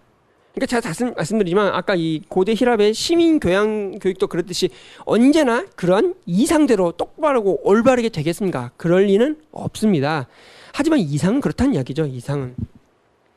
그래서 어쨌든 이 자유인의 기회가 하나의 시민을 폴리스의 구성원으로서의 시민을 만드는 기본 교육이었던 것처럼 사실은 우리 시대 인문 교양도 원래대로 하면 그저 그게 좋아서 해야 하는 거거든요. 네, 지금 그렇지 않습니다. 지금 이제 사람들은 지금 대학을 졸업할 때 학과를 하죠. 역사학과, 철학과, 문학과. 네, 원래는요. 대학은 전공이 있는 게 아니죠. 여러분 서구에서 보면요. 의사나 법조인이나 성직자는 대학원에서 하죠. 그래서 메디컬 스쿨이나 디비니티 스쿨이나 아니면 로 스쿨에서 이제 그 과정을 마치고 나면 자격증을 따는데 그 이전에 학부에서는 그냥 뭘 합니까? 인문 교양 공부하죠. 사람이 되는 과정이 제공되는 겁니다. 제가 생각할 때에는 사실은 원래의 의미는 그와 같이 되어야 맞을 것입니다. 심지어 어떤 전공조차 없이 온전히 그냥 공부만 하는 그런 게 필요할 것 같아요. 얼마 전에 나온 공부의 배신이란 책이 그러한 이른바 리버럴 아츠 칼리지라고 교양학부 대학을 새롭게 주목하던 이야기를 합니다. 저도 사실 동의해요. 그러니까 그 학교를 이야기하기보다 그러한 이상이 좀 필요한데 예컨대 대표적인 데가 이제 에머스트나 리드 칼리지나 아니면 세인트 존스 칼리지 그런 데 있잖아요. 이 세인트 존스 학교에 들어가면요. 4년 동안 고전을 이 100권을 읽고 졸업해요. 그게 기본 컬이에요. 그리고 전공이 없습니다. 우리는 그럼 4년씩 했는데 전공이 뭐야? 생물학이야? 화학이야? 뭐야? 아니 그냥 고전만 읽고 왔는데요. 사실 바로 그런 거 그냥 온전히 이게 공부만 하고 나올 수 있는 거 사실 그런 게 어떤 목적이 없는 그게 원래 아무런 어떤 쓸모없음 그게 원래 인문학의 기본 성격입니다. 쓸모없는 것이야말로 진정한 쓸모있음이 된다는 생각하는 거죠. 왜냐하면 쓸모없음이라는 것은 어떤 구체적인 목적이 아니라 존재를 만드는 것이기 때문이고 존재를 만들면 그 사람은 나중에 뭘 해도 된다는 거죠. 그래서 학부에서 인문교양 공부한 사람들이 난 성직을 성직자가 되겠다. 그러면 이제 디비니티 스쿨 가서 이제 기능직의 과정 연수를 받는 거죠. 아니면 의사가 돼야겠다. 그럼 이제 메디컬 스쿨에 가는 거죠. 우리는 알다시피 어릴 때부터 엄마들이 아이들 꿈을 부려놓잖아요. 아이들이 요새 초등학교 때 아이들이 갖고 있는 꿈의 상당수는 공무원이잖아요. 아이들한테는 안정이 무엇보다 중요하니까 이런 건 이제 인문 교양이 정신과 아무런 관련이 없죠. 사실 이 자유인의 기회란 이 원래의 이상 이게 갖고 있는 엘리트주의 함의는 있어요. 뭐 그건 분명히 문제가 있지만 적어도 그러하기 때문에 어떤 먹고 살기 위한 어떤 목적을 갖고 있는 게 아니라 순수하게 존재를 만들어내기 위한 목적으로 인문교양을 하겠다. 이거는 우리가 주목해야 할 이상입니다. 이걸 비슷하게 동아시아에서 쓰는 단어 공부 있지 않습니까? 공부란 단어도 보면 순수하게 보면 말이에요. 이게 이 단어 있지만 그 직공이 되는 것입니다. 직공이 되는 것, 직공이 되기 위해서 수련하는 것, 직공이 되는 그 과정이 이제 이 공부라는 단어 속에 들어가는데요. 우리가 아는 공부는 열심히 그 영어 단어를 암기하고 수업 문제 푸는 거지만 실제 공부는 그런 것보다도 어떠한 영역을 마스터하는 겁니다. 우리 시대 좋은 언어가 있잖아요. 달인. SBS 생활의 달인처럼 달인 되는 것, 달인 되는 과정, 그게 공부예요. 달인 되기. 거기서 이게 생활의 달인에서 그렇잖아요. 오토바이 타고 신문 배달하는데 저기 4층이다. 오토바이 타고 가면서 슉 던지는데 4층 창문을 슉 들어가잖아요.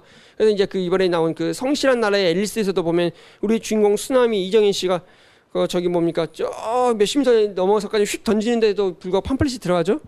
그 달인이 되는 것이죠. 그게 바로 공부가 되는 겁니다. 그럼 이게 비슷한 단어가 있어요. 여러분 이해하기 쉽게 쿵우 무술이죠. 근데 사실은 공부하고 쿵우하고 한자를 보면 되게 비슷해요. 어원을 갖춘 거예요. 뭐냐면 이 공부가 직공이 되는 거 있잖아요. 이것도 이제 몸을 수련하는 겁니다. 또 뭡니까 머릿속에 지식을 담는 게 아니에요. 근데 몸에다가 지식을 새기는 거예요. 그게 공부입니다. 비슷한 이야기로 제가 이제 이해를 시켜서 좀 옆으로 좀 펼쳐서 이야기를 하는데 학이 실습지 불용 낙고할 때 이 학습도 말입니다. 이 배울 학은 분명히 그거예요. 머리에 지식 담는 거예요. 근데 학이 실습지 할 때 이 때때로 익힘 이거는 보면 알겠지만 이건 뭡니까? 새가 날개를 파닥거립니다. 새가 날개를 애기 새가 날개를 파닥거리면서 날기 위해서 힘을 붙여가는 과정이에요. 수천 번의 반복을 통해 겨우 날게 됩니다. 익히는 거죠. 예. 머리에 담은 지식을 몸으로 익힙니다. 그래서 학이 시습지 뭐 때에 맞춰서 적절하게 이제 그걸 계속 수련한다는 얘기일 텐데 우리는 학생들의 머릿속에다가 지식을 세우는 걸 중시하게 합니다. 그래서 지식을 이만큼 이제 뭐 그걸 삶에다 적용 이만큼 그럼 이제 목 디스크 걸리죠.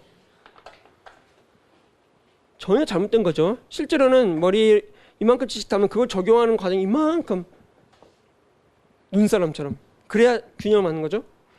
여기서 중요한 건 그래서 이 배운 것이 머리에 담은 지식이 몸에 새겨지는 것이 매우 중요합니다. 공부도 이 몸으로 만드는 거죠. 이 몸이라고 하니까 사실 그 도울 김영 선생이 그걸 잘 봤는데 이분 인생한테 그 몸은 단순히 몸이 아니죠. 전인격적인 건데 그러니까 내 몸을 만든다는 건 곧 나를 만드는 거예요. 장인이 되는 것도 그것은 통해서 세상을 보는 하나의 그 틀을 세우는 겁니다. 법률의 달인은요. 리걸 마인드가 형성이 되기 때문에 법을 통해 세상을 봅니다. 훌륭한 수학자는 이 세상 모두를 수로 세상을 파악하게 됩니다. 존재가 바꿔진 거예요. 충실한 공부는 전혀 다른 세계관을 갖고 동일한 자리에 서 있지만 전혀 다른 세상을 살아가는 전혀 다른 세상을 보게 되는 전혀 다른 사람이 되는 거죠. 제대로 공부하면 그렇게 됩니다. 인문교양이 바로 이런 공부, 학습과 같이 기본적으로 존재를 바꾸는 거예요. 존재를 바꾸는 거. 자, 그럼 다시 제가 아까 말씀드렸잖아요. 인문교양은 어떤 것이냐? 세상과 맞짱져서 자기를 세워가는 것이다. 그게 진짜 원래의 공부였겠죠. 인문학은 사실 진짜 인문학은 세상의 어떤 그 기존 프레임 속에서 나만의 어떤 틀을 세워가는 과정인 것이고 그러한 공부하는 것이 맞을 텐데요. 그래서 이 공부는 당연히 평생에 걸쳐 하는 거죠. 뭐 설마 어린아이 하고 평생을 먹고 살 수 있는 그런 게 전혀 아니죠. 죽을 때까지 해도 안 되는 것이 공부죠. 이런 과정이 인문학 속에 담겨 있는 겁니다. 인문학이라는 것이 바로 세상에서 자기의 목소리를 가지는 것.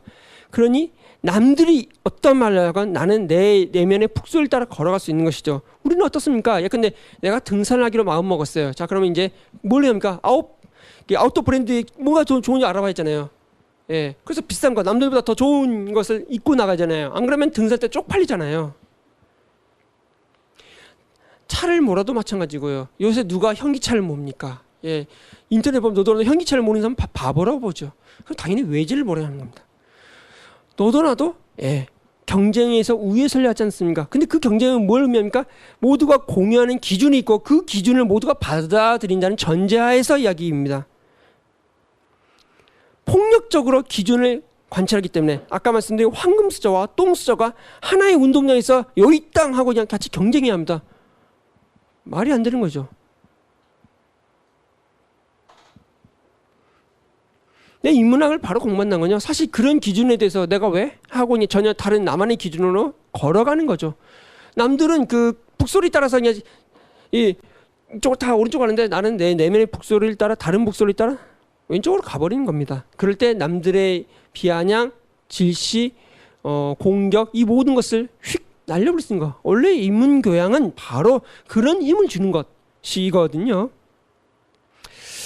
근데 이제 이런 것이 이제 사람들한테 이제 잘 와닿지 않죠. 누가 봐도 즐겁지는 않습니다. 근데 저는 즐겁다 생각하는데 바깥에서보다는 즐거울 수가 없어요. 왜? 인정을 못 받잖아요. 욕을 먹어야 하잖아. 그래서 인문교양 공부한다는 것이 위험한 겁니다. 제대로 공부하면 망합니다. 인문교양 공부한다고 다 성공하느냐? 아니요. 여러분 제 주변에 인문고전 10년 동안 읽은 사람들 다 뭔지 아십니까? 시간 강사입니다. 지방 전전하면서 보따리 장사죠. 그저 공부해줘서 그냥 그 길을 간 사람들인데 사람들이 말한 그런 성공을 가는 건 아니에요. 그래서 제가 이제 하나만 굳이 말씀을 드릴게요. 근데 지금 이제 이거는 근데 이제 그러면 인문고전이 그럼에도 불구하고 이게 이 인문학 할 때 그 핵심에 여러 많은 책이 있지만 그 인문고전 특히 의미 있을 텐데 칸트도 철학을 공부하는 건 곧 철학사를 공부하는 것이라고 이야기했고 그건 곧 철학 고전들을 읽는 걸 말하는 것일 텐니다. 인문학 공부하는 것도 제대로 공부하면 이제 인문 고전을 공부하는 건 맞아요. 근데 사실은 이것의 의미는 좀 더 구체적으로 설명이 필요할 것 같아요. 폴 리케르라는 사람은 고전에 대해 이렇게 말합니다. 우리는 많은 경우 책을 읽을 때 그 책을 우리가 읽습니다. 근데 고전은 그 책이 우리를 읽습니다. 이게 이제 리케르가 말하는 방식입니다. 이 의미는 뭐냐면 고전은 낡은 책이잖아요. 예, 낡은 책, 오래된 책. 그래서 누구라도 재미없잖아요. 그래서 항상 고전은 다 고전하잖아요. 읽다 보면 안 읽히니까 씨름하잖아요. 그 지금까지 남아있는 이유가 있다는 거죠. 그 남아있는 이유는 특정한 몇몇 개인이 아니라 보편 인류적 차원에서 소구하는 지점이 있기 때문입니다. 보편 인류적 차원에서 보면 각자 다른 기후권, 지리, 문화 다 달라요. 근데도 공유됩니다. 외면이 아니고 내면이죠. 내면에 뭔가 말하는 게 있습니다. 고전이 이 내면에 뭔가 말하는 게 있어요. 누구라도 이걸 제대로 읽을 때는 그 고전이 내 내면에 말을 건넵니다. 우리 이제 그 인간은 그 자아를 갖고 있습니다. 우리가 이 자아 정체성이라고 말하죠. 왜 자아 정체성이라고 할까? 이게 아이덴티티를 번역한 건데 이게 동일성이잖아요. 자아 동일성. 사실 우리의 자아를 구성하는 우리의 일상생활과 내면의 생각 다 있잖아요. 그 안에는 예컨대 우리가 이제 그 아침에 화장실에서 일을 보고 막 방귀도 뀌고 다 있단 말이에요. 근데 우리가 자기를 설명할 때 그런 이야기 안 합니다. 내가 나를 설명하기 위해서 일관된 그림을 그릴 수 있는 몇 개를 뽑아서 보여줍니다. 하나의 동일한 그림을 그려낼 수 있는. 그걸 통해서 나의 서사를 만들어냅니다. 근데 그 서사가 누구나 동일하지 않습니다. 그 다른 서사를 통해 나를 이해할 뿐 아니라 동시에 나를 보는 그 관점으로 세상을 보거든요. 그런데 보통 이게 언제나 건강한 그림은 아니죠. 어릴 때 우리가 부모님과의 관계에서 받은 트라우마가 있습니다. 그럼 그러한 트라우마가 나를 바라보는 관점에도 부정적인 영향을 미치죠. 그럼 나의 그 자아 정체성에 그것은 얼룩을 남깁니다. 부정적인 영향을 주죠. 그건 곧 그만큼 세상을 보는 관점도 그만큼 균열이 발생합니다. 얼룩이 생겨요. 근데 이제 특히 고전이지만 물론 모든 고전만 그러겠습니까? 근데 어쨌든 특히 특히 인문 고전은 이럴 때 검증된 힘이 있습니다. 바로 우리의 내면에 바로 그런 자아 정체성의 무언가 말을 건넵니다. 온전하고 균 잡힌 어떤 큰 그림, 고전 특유의 어떤 그 서사가, 거대한 서사가 우리의 자아 정체성을 수복합니다. 회복시킵니다. 건전하게 균형을 잡아주죠. 이와 같은 관점을 통해서 보는 건 뭐냐? 인류 수천 년 동안에 그 가장 축적된 최고의 지혜를 통해서 흔들리지 않는 나의 기준을 만들어주는 거죠. 근데 그 사람들이 언제나 성공했습니까? 아니죠. 아까 소크라테스나 예수를 보세요. 그들의 그 입에서 나온 그 음성을 제자들이 담아놓은 책, 복음서나 수많은 그 대화록들, 그 결과는 죽음이었죠. 세상과 맞짱 뜬 결과는 실패였습니다. 물론 그것이 우리 시대 가서는 실패가 아니다, 위대한 뭐 영웅이다 막 이렇게 할 수 있지만 어쨌든 죽었잖아요. 그러나 적어도 분명한 것은 그만큼 한 사람의 건강한 자아를 세운 모습 그 안에 담겨 있습니다. 그게 이제 우리가 인문 고전을 읽을 때, 그리고 혹은 우리 그 인문 고전이 옛날에는 그 당시에 이제 신간 아닙니까? 그리고 우리 시대의 책도 언젠가는 고전으로 남은 책이 있죠. 그러니까 지금 인문학 책이라고 해서 뭐 질이 떨어진다 그런 건 전혀 아닙니다. 지금 책들 중에도 좋은 책 얼마나 있죠. 그러나 이제 고전은 그것이 이미 검증이 된 책일 뿐인 것이고, 이런 책을 통해서 나의 자아를 가장 인류에서 최고의 수준으로 끌어올릴 수 있을 가능성을 얻는다는 것이죠. 그 결과는 나만의 길을 걷게 되는 것이고 자유인 거죠. 진정을 해서 이제 자유인이 되는 겁니다. 자, 이렇게 관점을 놓고 보면 제가 이제까지 말씀드린 걸로 볼 때요.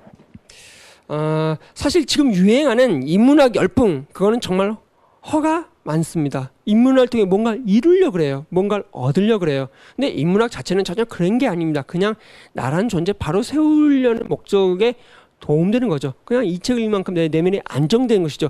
일그러진 나를 바라보는 안목이 바로 잡히는 거죠. 좀 더 나를 바라보는 안목을 바로 세울 수 있게 됩니다. 마찬가지로 세상을 바라보는 안목도 바로 세울 수 있게 되는 거지요.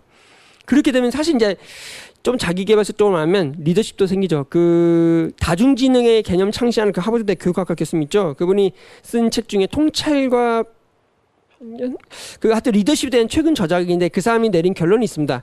리더십은 나의 이야기를 통해 남의 이야기를 바꿀 수 있는 사람, 이게 이제 리더다는데 저는 그참 동의하고요.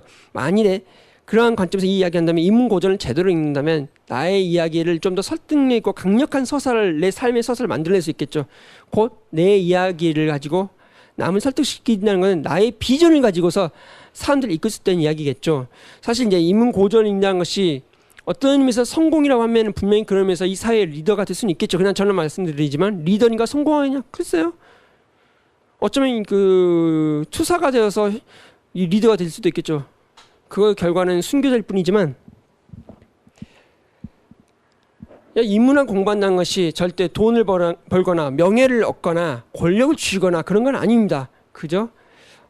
우리 사회에서 우리 사회의 지배적인 목소리에 휘말리지 않고 나만의 내면의 그 기준을 따라 살아갈 수 있게 해주는 것, 그것이 이제 인문학이 있는 것이고, 그래서 인문학은 위험한 거죠. 매트릭스에 나온 것처럼 어떤 걸 먹을래? 너 이걸 먹으면 돌아갈 수 없어. 예, 돌아갈 수 없는 그 길을 가는 거죠.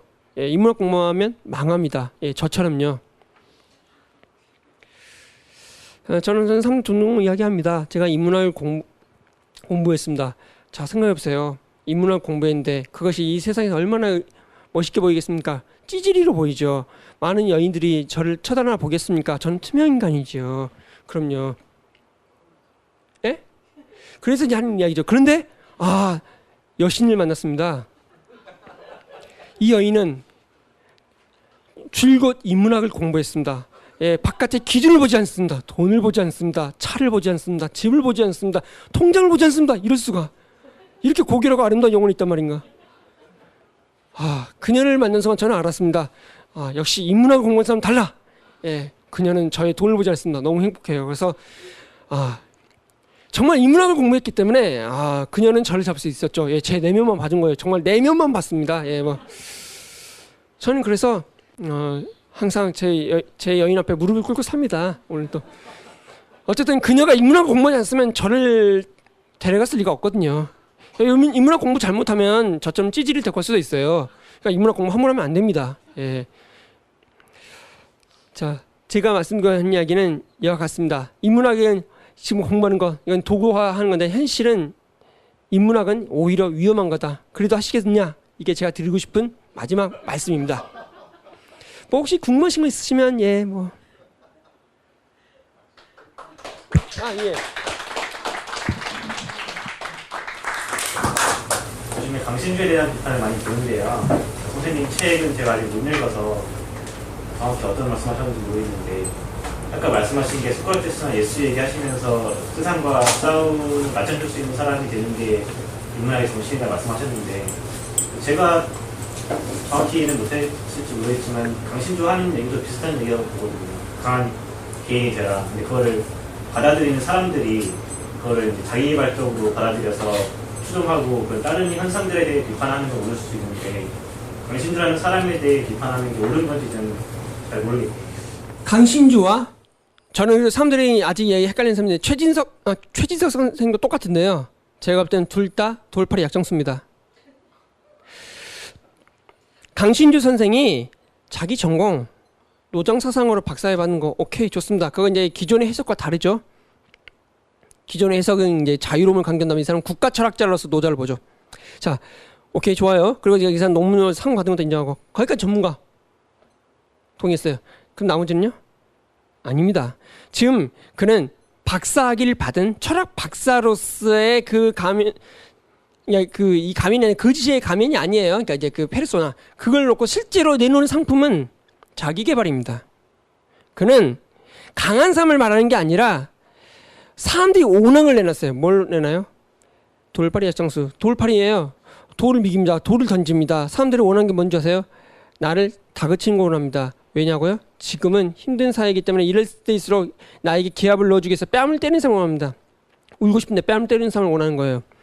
강신주와 관련해서 저 조사를 해봤습니다. 트위터나 SNS 여러 SNS에서 나온 거 보니까 그를 만났다. 얼어붙은 얼어붙은 데다가 돌을 던진 느낌이다. 다시 힘을 내야지. 후. 처음에 그분한테 좀 죄송한 점에 솔직한 느낌을 할게요. 이 사람 마조이스트인가? 근데 조사를 보니까 더 많아. 사람들이 원하는 거는요, 진짜 인문학의 가르침이 아니에요. 그게 아니라 똑같아요. 저기 김미경 씨 언니의 독설 똑같은 이야기를 합니다. 사실 김미경 씨는 참 정말 이게 인문학과 아무런 관련 없죠. 강신주 씨는 그와 달리 진짜 이제 철학으로 정통으로 박사학위를 받은 사람이죠. 아는 사람이에요. 한쪽은 모르는 언니입니다. 근데 둘 다 메시지 똑같아요. 그냥 다그칩니다. 독설을 달립니다. 사람들은 독설에 중독되어 있어요. 힐링의 다른 방식으로 독설이 나옵니다. 둘 다 힘든 처지에 있는 사람한테 아프지? 그래서 청춘해서 그래 하고 애새끼야 그것부터 팍한 거하고 사람들은 둘 중 하나에 먹히게 되는 거예요. 이 대부분의 이 노예적인 처지에 있는 사람들한테는. 그리고 이걸 너무 산다는 거예요. 아니 왜 네 마음대로? 아니 내가 혼자 먹을 수 있지. 혼자 먹으면 사료야. 왜 강신주 씨는 그렇게 폭력적으로 말할까요? 왜 혼자 먹으면 사료라 그래? 그럼 다 자기도 말해. 나도 싫어 혼자 먹어. 장난하는 것도 아니고 냉장고를 버리래요. 자본주의를 바꾸려면. 자기도 안 버렸대. 이현재 씨가 전에 말했어요. 이현재 씨는 그냥 냉장고 사이즈 좀 줄이는 건 좋을 것 같다. 저도 그 정도면 좋겠다. 아니 냉장고 버린다고 해서 자본주의가 바뀌었다면 저도 버리겠어요. 안 바뀌잖아. 왜 말도 없는 소리를 해. 그리고 그걸 강조해. 심지어 자기도 안 버리면서. 그리고 아니 이게 뭡니까? 그 서울역 앞에 그 노숙자인데 이 사람들이 자전거 문제 또 아니 그 사람들이 있고 싶어서 있습니까? 그러면 그 사람들이 이렇게 정서적으로 약간만 토닥토닥 하면 바로 일어나서 되는 겁니까? 그 사람들 눈빛이 꺼져 있는 게 그럼 그 사람들 개인의 선택의 문제입니까?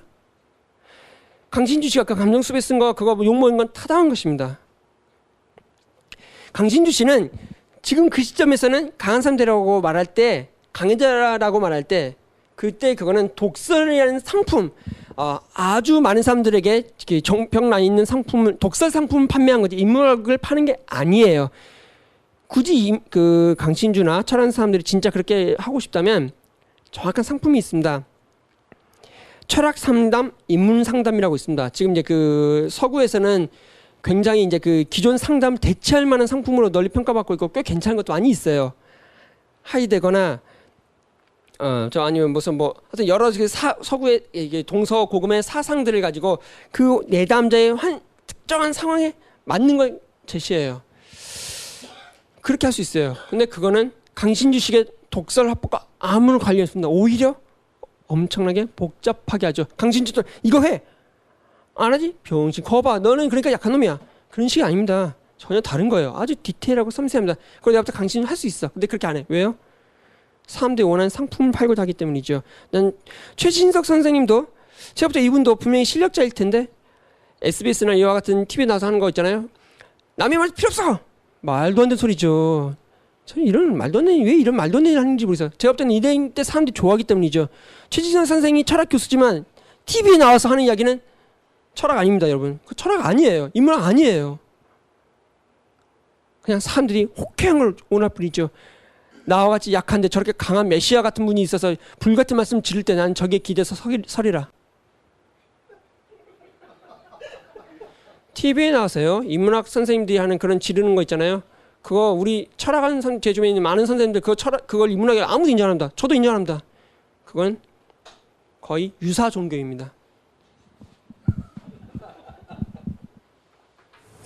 예. 만연한 반지성주의라는 측면에서 봤을 때, 어떤 기사에서 얘기를 들어보면, 요새 철학자는 강신주 욕하는 걸로 세월을 빼온다. 예를 들면, 그들이 잘못한 걸 인정을 한다면, 한국의 어떤 출판 풍토라든가, 실력 있는 사람들이 대중화시키는 노력을 해줘야 되는 거 아니냐, 뭐 이런 식의 의견들이 있거든요. 그렇죠. 지금 문제는 복합적이잖아요. 지금 말씀하신 건 지적 맞고요. 그러니까 이제 기존의 그 이른바 식자층들이 전통적인 사명이라는 용어를 써서 죄송한데 사명이라면 세 가지 있겠죠. 연구, 교육, 사회봉사. 저는 사회봉사 해야 한다 생각합니다. 무슨 말이냐면 자기의 언어를 대중의 언어로 번역을 해서 전달해야 한다고 생각을 해요. 근데 우리는 어떻습니까? 4대 강대. 수많은 토목공학자들이 뭐 했습니까? 입을 다물었죠. 지금 여기 뭡니까? 이 롯데월드 이거 할 때 사람들 많은 그 토목공학자 또 입을 다물잖아요. 그 대신에 이제 다 프로젝트 지원 받죠. 이런 현실이잖아요. 예. 전 책임 있다 생각을 해요. 그러니까 강신주 선생이 나와서 인문학자가 아니라 돌팔이 약정서 되게 한 데에는 수많은 사람들이 나와서 제 몫을 안 한 탓도 크죠. 그냥 그나마 강신주는 말이에요. 아는 사람인데 제가 이제 개인적으로 봐도 이분은 아는 사람이네요. 근데도 불구하고 이제 명민한 두뇌로 상업화를 위해 자신의 이제 혼을 불사른 거죠. 그런데 정말 어떤 사람들은 진짜 아무도 모르는 한 사람도 있어요. 이지성 봐요. 리딩을 이달아 보면 충격받습니다. 저는 이건 정말 읽는 것이 뭔지를 모르는 사람이에요. 난 진짜 어이가 없는데. 그래서 이번에 또 생각하는 인문학 썼습니다. 생각이 뭔지를 알기는 딱 보면 그래 대건 그냥 그 빅뱅을 놀아 막 그런 생각밖에 안 드는데 이거 읽어보시면 무슨 말인지 알 거예요. 근데 어쨌든 읽으란 건 아닙니다. 읽지 마세요. 예, 시간 아까워, 돈 아까워요. 그건 저 혼자 책 사는 걸로 충분합니다. 제가 희생하고 끝낼게요. 지식인들이 이 목을 안 하니까 지금 오히려 이런 말도 없는 친구들이 와가지고 인문경을 해요. 공병호 씨가 고전 희락 강도하고 심지어 성경책을 강의해요. 예수 믿이지 2년인가 3년 됐는데 벌써 성경 해설책을 3권을 냈어요. 제가 이게 정말 말이 안 나오더라고요. 우리 주변에 이제 그 신약학 그 교수인 선배 형도 내가 대중에서 신약 성경 해설책 아직 내지도 않는데 벌써 공병호 씨 몇 년 만에 저걸 내냐? 형이 기쁜 빡침을 느끼더라고요. 제가 형 빨리 써 그럼 했는데 말씀하신 건 맞습니다. 근데 그거는 뭐 말한다고 해서 사람들이 나올 것 같지 않고 일단 교수 자리가 워낙 첫째 뭐 땡고지이고 두 번째 거기서 어쨌든 계속 논문 써내니까 논문 쓰다 보니 그 모양 그 꼴이 되는 거죠. 이해가 되는 지점도 있고 그러나 그래서도 이해해서는 안 될 지점이 있는 것 같습니다. 근데 전 요새 그 이야기합니다. 제가 얼마 전에도 이 주제를 가지고 이제 어느 대학에서 학술대회를 했어요. 제가 그때 주제 발표를 할 때 거기에서 그 이야기했습니다. 전 대학원에서 학생들이 반드시 일반 언어로 번역해서 전달 쓰는 것을 훈련시켜야 한다. 그리고 어차피 대학에서 교수로 다 충원 못할 거 아니냐. 내보내야 한다. 그러니까 생존할 수 있는 방법 알려줘야 한다. 저는 그렇게 생각합니다. 이거는 진짜 앞으로 대학원이 살아남으려면 오히려 더 그걸 이제는 당연히 그렇게 하면 되지 않을까 싶어요. 네.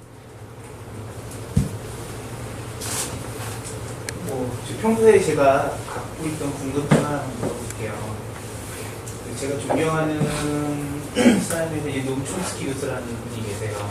유명한 언어학자이기도 하고요. 하시는데 그분은 그분 나름대로 사회에 대한 어떤 여러 가지 문제점들에 대해서 맹철을 좀 지적하는 그런 학자이시기도 한데 저는 기본적으로 제 생각이긴 하지만 우리나라 인문학도 이런 사회 모순이라든가 사회 잘못된 부분에 대해서 좀 목소리를 내는 모습들이 있어야 하는데 모르겠어요. 너무 자기 성찰만 하고 있고 어떻게 보면 자기 안에 이렇게 빠져 있는 건 아닌가라는 그런 생각이 많이 들거든요. 얼마 전에 뭐 신경식 표절 문제가 아마 그런 거에서 이제 나타났을 텐데 좀 그런 부분에 대해서 이제 한국 인문학에 대해서 왜 이렇게 좀 참여라든가 이런 변혁에 대한 목소리가 나오지 않는가에 대해서 좀 듣고 싶습니다. 그건 이제 뭐 미국에서 노암 촘스키를 들 이유는 노암 촘스키밖에 없어서입니다. 미국도요 비슷합니다. 어차피 미국의 학자들은 둘 중 하나입니다. 공화당 라인이거나 민주당 라인이거나. 예. 양당 체제에서 어느 지식이든 그쪽에 서 있고 어차피 그런 사람들이 낼 수 있는 목소리는 한계가 있죠. 한국이나 미국이나 인문학의 정신을 살리지 못하죠. 아마도 우리나라는 이제 한면에서는 이제 6.25 전쟁과 이 일제 강점기 트라우마가 있어서인 부분과 또 못된 미국을 배운 못된 습관이 같이 결부됐을 것 같아요. 예. 아마 미국 책임 절반, 예, 그리고 일본 책임 절반, 예, 뭐 그럴 것 같은데 북한 책임도 좀 있을 거고 우리 책임도 있고. 근데 중요한 건 뭐냐면 우리나라나 미국이나 독인 개긴이에요. 예, 뭐 다를 거 없고요. 그럼 어차피 인문학의 기본 정수가 아니죠. 왜? 말씀드렸잖아요. 진정한 인문 교양은 세상과 맞짱 뜨는 것에 있고 그건 꼭 세상과 맞짱 뜨려서 그런 게 아니라 내가 나의 존재를 바로 세우려면 당연히 세상과 다른 목소리가 나는 건 너무나 자연스러워서 그럴 때 어떻게 관계를 정리할지는 사후에 몫을 남겨지는데 뭐 이미 있는 정해진 그 궤도로 가는 것을 만족하잖아요. 우리나라만 그러겠습니까? 미국도 다 이제 명무대 가고 남아가지고 거기서 이제 종신 교수직을 얻고도 하지요. 유럽은 좀 더 나은 이유는 그 복지 체제가 잘 돼 있어서죠. 영국에서 그 학위를 받은 선생님, 제가 여러분 그 저번에 갔다 했죠. 이태광 선생님 친구 한 분이 영국의 시인인데요. 시인은 영국에서도 가난하죠. 예, 시인 원래 가난해서 정평이 나 있는데. 그래도 먹고 삽니다. 왜냐하면 복지제도가 잘 돼 있어서요. 그래서 그냥 그 정부의 지원 하에서 1년에 한 권씩 시집 내면서도 산답니다. 좋아하는 시를 쓰기 위해서 가난은 참을 수 있어요. 근데 가난해도 먹고 살아야 하잖아요. 우리는 못 살잖아요. 굶어 죽잖아요. 실제로 어느 분은. 영국은 괜찮아요. 그 정도는 해주는다. 그 정도 해줄 때 사회와 맞짱 뜨는 것이 훨씬 더 가능해지죠. 이 사회가 그렇게 해줄 수 있을 만큼 기본적인 그 인프라 구축이 될 때는 그게 좀 더 자연스러울 텐데 미국이나 한국은 그런 의미에서는 이제 이 밑에 안전판을 허물어 버리니까 그 생존을 위해서 버둥대다 보니 그게 더 어려워진 게 아닌가라는 생각이 들어요. 그러나 전 믿는 건 그래요. 정말 인문학 제도 공부하면 그래도 좀 세상과 맞짱 뜰 수 있을 것 같은데 단지 그만큼 근데 부모님하고 관계를 어떨 것인가 이런 것부터 좀 어려움이 있겠지만 저는 인문학의 힘을 믿습니다. 예. 네. 그 서두의 그 헬 조선인가요? 네. 물론 제가 그 사이트 들어가서 그 사이트 운영자한테 물어봐야 될 질문이겠지만 그 지역 명칭을 조선으로 연기한 이유가 특별한 이유가 있을까요? 기남도 아니고 대한민국도 아니고 이북에서 명칭하는 남조선도 아니고 그냥 조선이라고 하는 게. 잘 모르겠어요. 근데 아무래도 헬 한국보다 헬 조선이 어감이 더 잘 짝짝 입에 달라붙어서 아닐까요? 헬 조선 기호 불관론데. 이게 여러분들이 그 나중에 한번 보세요. 그러면 그 헬 조선 지옥 불반도 지도라고 있어요. 그럼 이제 헬게이트로부터 시작해서요. 이제 출생. 가지고 이제 저기 이제 그 정치인 옥좌가 있고 이제 대기업 뭐 성체가 있고 문과 이과 쪽에서 가고 그다음에 이제 잉여들의 언덕인가 잉여성 있고 그다음 저기 뭐 다 나중에 보면 저기 그 치킨 사원 있습니다. 예, 거기까지 가는데요. 예, 여정이 아주 아름답게 펼쳐집니다. 한번 보시면 예, 괜찮아요. 지금 역시 맞는 것 같다. 전 그 동의해요. 뜻이 있는 곳에 길은 없다. 예. 옳은 이야기 같아요. 예. 어차피 그래서 제가 항상 하는 말이 이번 생은 망했어. 그러니까 망했으니까 한번 질러보자. 그냥 호쾌하게라고 이야기합니다. 예. 질문도 없으시면 오늘의 강의는 이걸로 마치도록 하겠습니다. 앞에 수고해 주신 우리 이원수 선생님께 다시 한번 큰 박수 부탁드립니다.